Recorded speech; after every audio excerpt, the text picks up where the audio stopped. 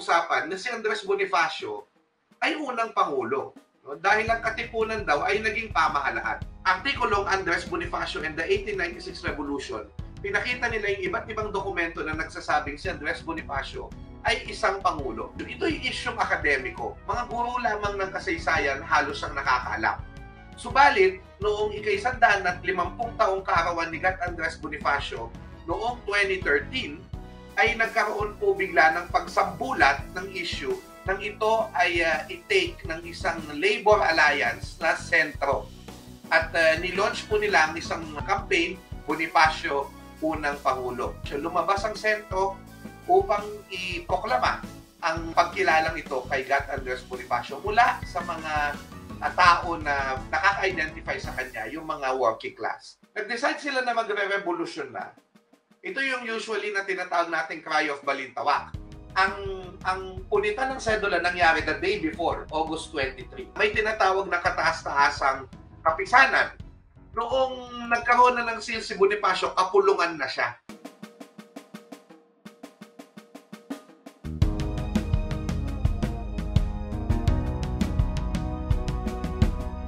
It's showtime!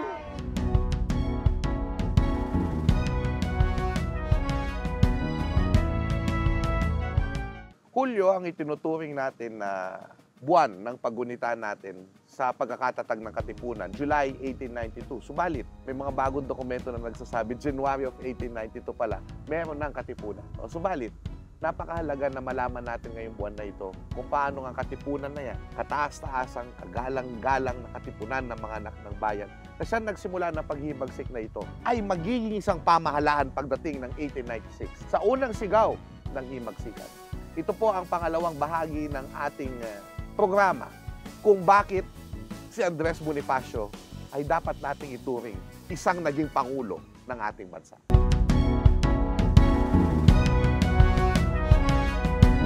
Ano ba yung Haring Bayan na tinatawag ni Andres Bonifacio? Pangulo siya ng Haring Bayang Katagalugan. Simple lang po. Ayon daw kay Andres Bonifacio, sinabi ni Santiago Alvarez, itong sabi ni Bonifacio, ano ba ang Haring Bayan na mula sa kataas-taasang pamunuan ng Katipunan hanggang sa kabababaan ay nagkakaisang gumagalang sa pagkakapatiran at pagkakapantay-pantay. Namumuhunan ng dugo at buhay laban sa hari upang makapagtatag ng sarili at malayang pamahalaan na sa makatuwid ay mamamahala ang bayan sa bayan at hindi ang isa o dalawang tao lang. Ang Haring Bayan means ang hari, ang bayan. Ang makapangyarihan, ang bayan, ang namamahala sa bayan at hindi ang isa o dalawang tao lamang. In fact, yung sekretarya ni Aguinaldo nadulas pa sa kanyang ilang talata tungkol sa paghihimagsik ng 1896 to 1897. Kung saan tinawag niya ang pamahalaan ni Aguinaldo na pamahalaan ng Haring Bayang Katagalugan na binigyan ng lalong masaganang kinang na kumislap sa kanyang bagong konstitusyon noong unang araw ng November 1897. So imagine mo yun. Yun pala ang ibig sabihin ng Haring Bayan. Now, sa draft constitution na ginawa ni Mabini, tinawag niya ang Republika na Haring Bayan sa pagkahiwalay at ihanda sa bayan ng bagay na kakailanganin upang matatag ang tunay na Haring Bayan. No? Open and close parenthesis, Republika. So, ibig sabihin po, yung pamahalaan po yung Haring Bayan at isa siyang pambansang pamahalaan. At bakit po ganun ang pangalan? Una, hindi po siya Western Republic sapagkat nagdodraw po siya ng inspirasyon sa kalooban ng bayan. Ibig sabihin, sa pamahalaang ito, ang itataguyod ay ang kapatiran, sandugo tayo, kabutihang loob, na nagdudulot ng kaginhawaan at tunay na kalayaan. Kasi naniniwala si Andres Bonifacio na tulad ng mga ninuno natin, ang kabutihang loob, yun pong nagdadala ng kaginhawaan. At kapag ka maginhawa ka, malaya ka. Tama po yun. Pwedeng may karapatan kang bumoto at malaya ang iyong bansa. Pero kung hindi ka naman kumakain ng 3 beses sa isang araw, mararamdaman mo ba ang iyong kalayaan? Kaya ang kanyang sinasabi, pagmahalan tayo bilang magkakapatid ng mga Pilipino. Isang dugo lamang tayo, kaya sila nagsasanduguan. At yung sanduguan, makikita ninyo, tulad sa dokumentong ito na nahawakan ko, well, red ink yung ginamit, pero yung kanyang pangalan ay sinign niya sa dugo. Sa SIPA ng Katipunan. Iba ang pamahalaan na in-envision ng mga elite at ilustrado kay Andres Bonifacio. Ayon na rin doon sa dambuhalang pagkakahating pangkalinangan na tinuro ni Seo Salazar. Yung alam natin ngayon, yung Republic. Citizens tayo na may karapatan na nakasulat sa dokumento ng Saligang Batas at Proklamasyon ng Independensya. The more of political rights. But, in the Andres Bonifacio government, democracy siya. Bakit? Democracy means power to the people. Demoskratia. Haring bayan din yun. Ang kapangyarihan ay nasa bayan. So kapatiran ito ng mga anak ng bayan sa iisang ina. Kaya ang tawag natin sa inang bahay, ina natin, inang bayan. Ano yung pagtuturingan ng kapatiran? Mabuting kalooban. Kapwa-tao mo ang kapwa mo. At kapag nagturingan tayo ng mabuti sa isa't isa, doon lang tayo tunay na lumalaya. Nasa mga writings yan ni Emilio Jacinto. So, ang ibig sabihin po, mas Filipino type of government yung gustong i-emphasize ni Bonifacio na holistic, kaginhawaan, kalayaan, kabutihang loob. Hindi lang yung human rights o political rights ng republicanism. O yung konsepto nga ng Pueblo Pilipino o sa ibang kataga, nasyon, nakaiba sa inang bayan. Ayon kay Emilio Jacinto sa Katipunan, di ba? Ano ba yung pinapakita natin dyan? Ang role ng Katipunan ay, ayon sa Cartilla, dito ang isa sa mga kauna-unahang utos, ang tunay na pag-ibig sa bayang tinubuan at lubos na pagdadamayan ng isa't isa.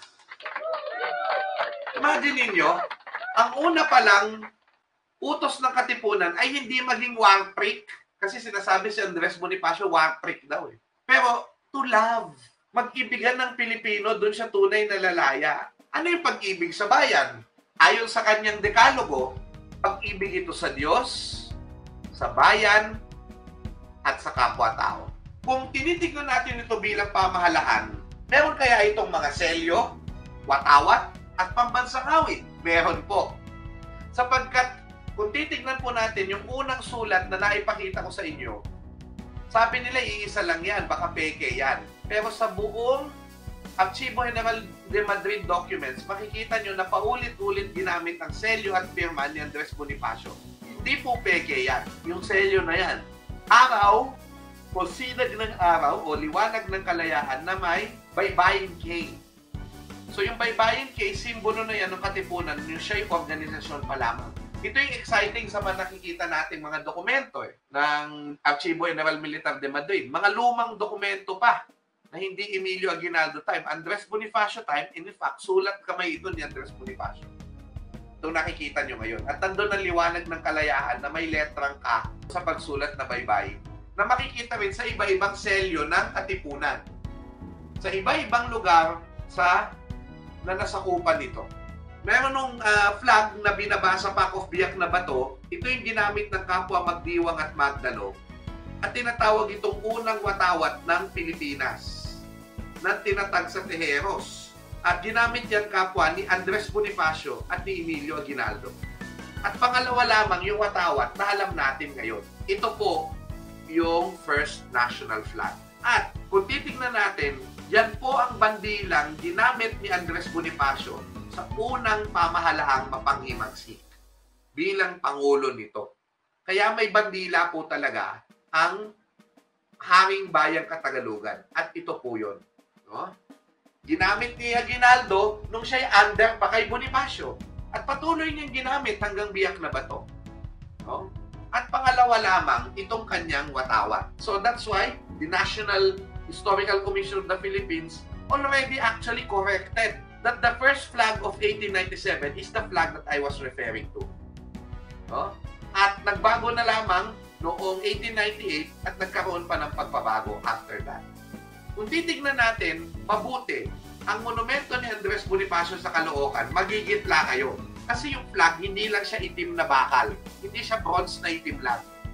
May nakaukit na watawat. At tama si Guillermo Tolentino sa research niya. Ang watawat po na nakaukit ay yung watawat na nakikita nyo sa baba. Si Julio Nakpil, ano naman ang role ni Julio Nakpil? Aside from being the Pangulo ng mataas na sanggunian ng Hilagaan, siya rin po ay composer na nag-compose ng tinatawag natin na National Anthem ng Katipunan o yung tinatawag na Marangal na Dalit ng Katagalugan. Na mapapakinggan po natin. Ang lyrics po niyan, mabuhay ang kalayaan at pasulungin ng puwit kabanalan. Kastila'y maining ng Katagalugan at ngayon ipagbunyi ang kahusayan. Ito po, pakinggan po natin ang National Anthem ni Andres Bonifacio kung siya po ay nagpatuloy na mamuno sa Pilipinas.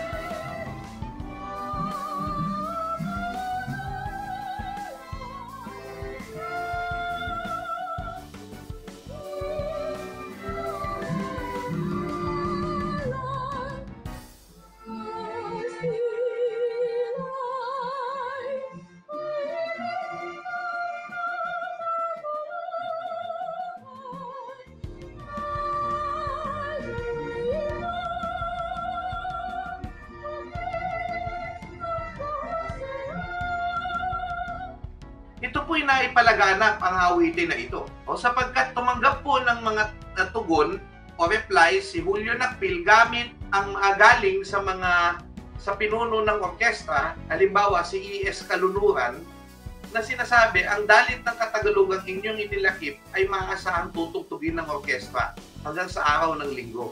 Kaya nga dahilan dito ay gumaganti ako ng maraming salamat. Gayon din, ang dalit ng K, tinanggap namin ang inyong pinadalang dalit ng Katagalugan na inilakip ko ang maraming salamat. Gayon din si Andres Bonifacio mismo ay in-emphasize niya yung tinatawag na himno nasyonal. May sinabi siya dito tungkol sa himno nasyonal. Ayan. Ang kalakip ng kalatas ninyo na sinasagot ko na dumating sa akin ay tinanggap ko ang himno nasyonal at susundin ang tanging hiling na patugtugin. Lumakad po na gobyerno yung Katipunan ni Bonifacio at iba ito sa Katipunan bilang isang samahan.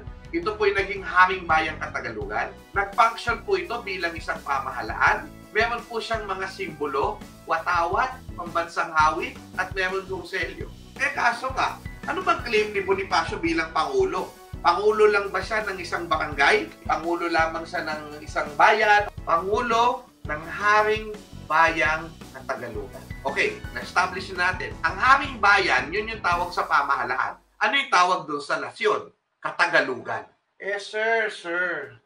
Cebuano ako, sir. Delete naman kami kasama dyan sa government niya ni Bonifacio. Talaga, bobo talaga yung si Bonifacio. Bakit? Tagalog lang yung sinama niya, ba't hindi kami sinamang mga Bisaya? O rin Kapampangan, Ken, sa Bianda. O talala rin Kapampangan, Ken. No, kami rin Kapampangan, no, treng Tagalog mo. National government. Ako, Diyos ko. National government. You have to read the Katipunan documents. Para malaman mo, ano ba talaga yung ibig sabihin ng Katagalugan. Let me share to you the first page of the Kartilya ng Katipunan, Katipunan ng mga anak ng bayan sa may nasang makisanib sa Katipunan ito. The second paragraph reads, what is the goal of the Katipunan? What is the lion?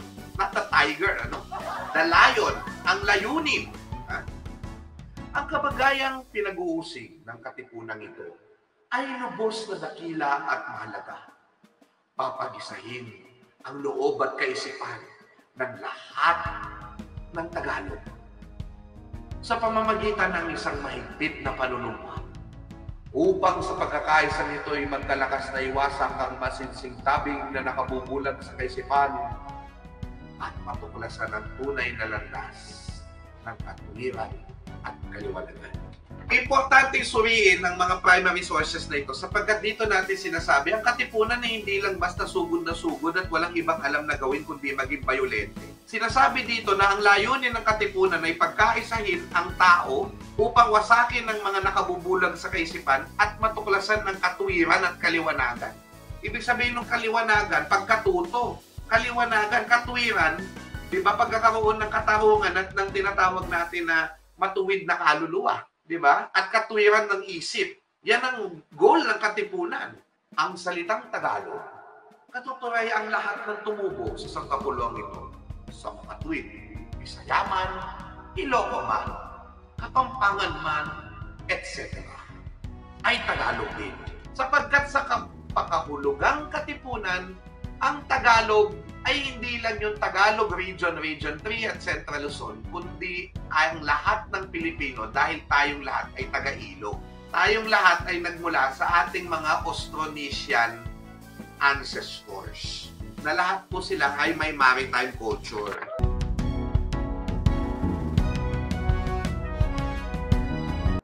Inaanyayahan ko po kayong mga nagmamahal sa ating bayan at sa ating kasaysayan.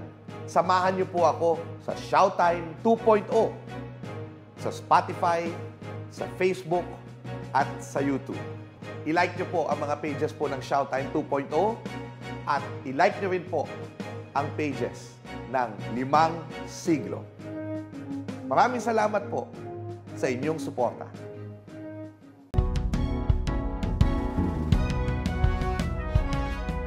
Si Emilio Aguinaldo, noong June 12, 1898, ito yung calendar na sinulat niya, parang diary, ipinanaog ang Bandera Nacional dito sa bahay ng nasirang Don Maximo Inocencio patungo sa bayan ng Kawit o Cavite Viejo para proklamahin ang aspirasyon ng independensya nitong sangkapuluang Katagalugan o Pilipinas.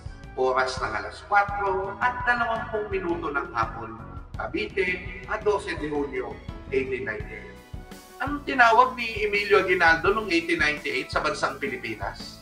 Sangkapuluang Katagalugan! Ibig sabihin po, kahit si Emilio Aguinaldo, naiintindihan na yung Katagalugan ni Andres Bonifacio ay hindi lang yung Tagalog region, kundi ang buong Pilipinas. Maliwanag po yan. At maging sa ilang mga dokumento, tinatawag pa si Emilio Aguinaldo, kataas-taasan at dakilang presidente ng gobyerno nasyonal ng Republika Pilipina ng Katagalugan, Ginoong Emilio Aguinaldo. So maliwanag po na kung si Bonifacio ay Pangulo ng Haring Bayan Katagalugan, hindi po siya local leader. Leader siya ng Katagalugan, ang tawag niya sa bansang Pilipinas. There was no foreign recognition, sir. So yes, all of the fittings, trappings of a government is there. But there's no diplomatic recognition from any country. So why are we recognizing it? Eh, ito lang problema. Malolos, the first Philippine Republic, was also not recognized by any foreign power. Yun po yun. Despite the efforts of our great diplomats, first diplomats, including, itong si Felipe Agoncillo. So, ibig sabihin, kung recognition of any foreign power, okay, fine. Kung hindi na-recognize si Bonifacio, fine. Pero hindi rin na-recognize si Aguinaldo, so tatanggalin din natin siya. Ang magiging unang Pangulo natin, si Manuel Luis Quezon. But Manuel Luis Quezon was not a president of a republic. So ang lalabas, ang unang Pangulo natin, Commonwealth lang sila eh. Ang unang Pangulo natin, si Jose P. Laurel. Ngayon, na-recognize ng Japan yun at saka ng mga ibang Southeast Asian countries. So, problematic ito. Kung gusto nating isama si Emilio Aguinaldo bilang unang Pangulo, tanggalin natin yung foreign power na yan na sinasabi na dapat ma-recognize ng isang pamahalaan para i-recognize natin. Kasi kung hindi, matatanggal si Emilio Aguinaldo. Itigil na natin yung pagsasabong sa ating mga bayani na para iangat mo si Jose Rizal, kailangan si Andres Bonifacio ay wasakin mo. O iangat mo si Andres Bonifacio, wasakin mo si Jose Rizal. Hindi ko gustong gawin yan sa usaping ito. Bakit? Malinaw ang papel ni Emilio Aguinaldo. Siya ay naging pangulo ng unang republika ng Pilipinas. Bagamat pamahalaan yung kay Bonifacio, hindi yun Western Republic. Hindi siya republic in the Western mold. Isa siyang Filipino government. Filipino-style government, haring bayang Katagalugan. Aguinaldo remains first president of the Philippine Republic, first Philippine Republic. Dahil yun ang republika unang republika And we only recognize the present term of Aguinaldo as first president from 23 January 1899 to 23 March 1901, which is the Republika Pilipina. Was Emilio Aguinaldo president on June 12, 1898? Yes, but why was he not recognized there? Was he president in 1897 during the Pact of Biak na Bato? Yes. Why is it not included there? In fact, we are shortchanging Aguinaldo by saying he was only president from January 1899, well, in fact, even before the Republic, he was president because he was president of the revolutionary government. Importante po yan. And that's why my proposition is this. Ito na yung terms nila when we look at them in history. Andres Bonifacio, 24 August 1896 to his death, until his death, May 10, 1897.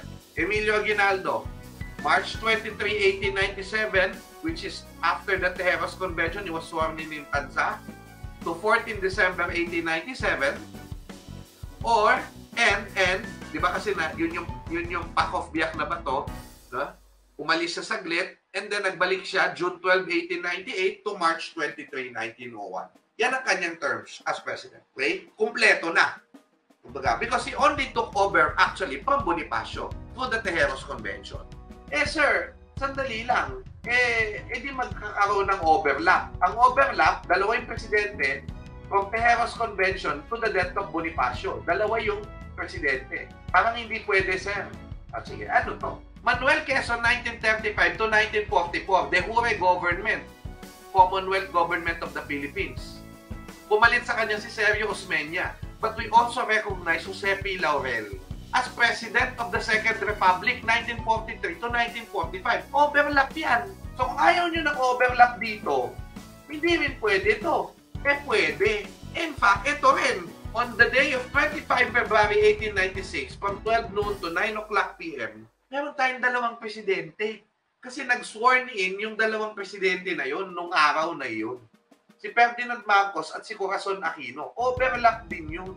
So my proposition is this. We must properly rearrange the numbering of the presidents. So, may gumawa niyan no? Dito yung yumaong John Gorme ng Project Saysay, gumawa siya ng isang ng isang poster, no? Ang tawag nga nila, the forbidden poster daw, no? Ganito na lang. Iayos ang Pangulo, hindi pagsamasamahin kasi yung Manuel Luis Quezon, Commonwealth of the Philippines, hindi naman republic yun.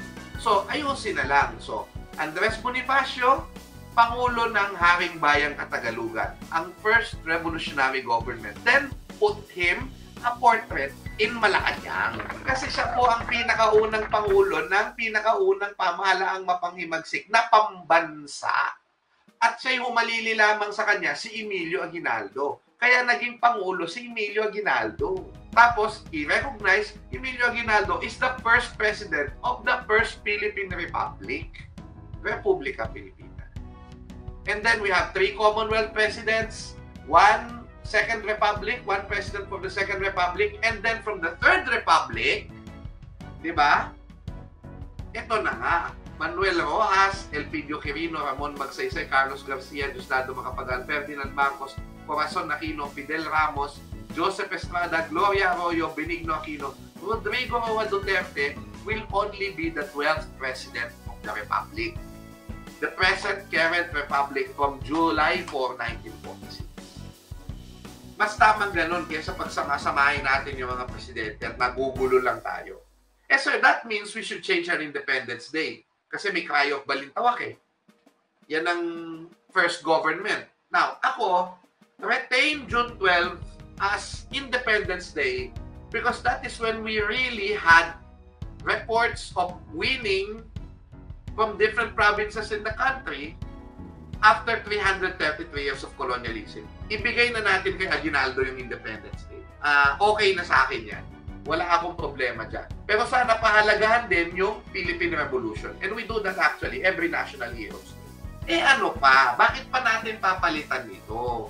Diba? Nakalagay na sa libro yan. Bakit natin pa pinag-uusapan kung presidente si Bonifacio? Ayon sa ilan, hindi nila gustong makilala si Andres Bonifacio bilang Pangulo dahil ayaw nilang maisama si Bonifacio sa listahan ng mga taong hindi naman ganoong kabuti. Napakababa naman ang tingin natin sa mga presidente. May ilan din na nagsasabing ang paglalagay sa kanya sa listahan ng mga Pangulo ay tila isang demosyon sapagkat siya na mismo ay nasa mas mataas na pagkilala bilang isang pambansang bayani. Ngunit, paano kung ang mga ebidensya ay nagsasabing ang kanyang pamahalaan ay may tanaw na pambansa at siyang nagsilbing Pangulo?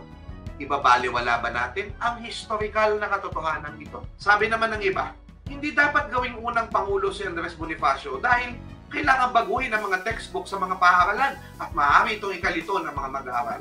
Ngunit, dapat bang isakripisyo ang katotohanan ng kasaysayan para sa praktikalidad? Noong July 7, 1994, dineklara sa isang pahayag ng National Historical Institute sa isang unanimous na desisyon na hindi nararapat ang state funeral para kay Andres Bonifacio bilang pinuno ng bayan o bansang Pilipino dahil the grant of a state funeral for Andres Bonifacio as the head of the Filipino nation or state necessarily reverses the verdict of death by an Aguinaldo constituted judicial process a century ago against the Bonifacio brothers. The reversal by a contemporary non-judicial act of private entities can no longer change what happened in the past. Ano po ang sinabi? Hindi namin papayagan yung state funeral na yan dahil kapag ginawa natin yan, i-reverse niya yung hatol na kamatayan ng korte ni Aguinaldo sa magkapatid na Andres Bonifacio. At hindi na dapat ito maibalik. The reversal by a contemporary non-judicial act of private entities can no longer change what happened in the past. Ibig sabihin, nagpasya noon ang NHI at ang Estado na hindi karapat-dapat bigyan si Bonifacio ng karangalang kilalanin bilang Pangulo dahil kinikilalan pa rin nito ang hatol ng pamahalang Aguinaldo na si Bonifacio ay isang traidor na nararapat lang bitayin. Ang pagkilala ng pagkapangulo ni Bonifacio ay isang pagkilala sa unang manifestasyon ng isang pamahalaang binuo ng pambansang pagkakaisa ng lahat ng tumubo sa sangkapulang ito. Sa Pilipinas na siyang naging binhi sa pagsilang ng unang konstitusyonal na demokratikong republika sa Asia, ang Republika Filipina na pinamunuan naman ni Emilio Aguinaldo. Ang pagkilala sa pagkapangulo ni Bonifacio ay pagkilala sa konseptong ang pamahalaan ay nanggagaling sa taong bayan, nakaakibat sa pang-ilustrado o pang-ilit na pamahalaan kinikilala natin sa kasalukuyan. Ang pagkilala sa pagkapangulo ni Bonifacio ay pagkilala sa isang uri ng pamahalaan hindi lang kinopya sa kanluraning estilo ng demokrasya, kundi isang konseptong nanggaling sa atin na ang pagtataguyod sa puri at kabanalan ay magdudulot ng kaginhawaan na siya namang magdudulot ng tunay na kalayaan. Ito ang mga kinakailangang maging ugali ng bawat isa sa atin, lalo na sa ating mga pinuno, bago tayo tumahak sa landas ng tunay na kalayaan at kaunlaran. At sa huli, ang pagkilala kay Andres Bonifacio bilang Pangulo ay magbibigay ng katarungan para sa kanya. Siya na ama ng sambayanang Pilipino. Ipagpatuloy ang adhikain ni Pangulong Bonifacio, kapatiran, kabutihang loob, kaginhawaan at kalayaan. Marami pong salamat at mabuhay tayong lahat.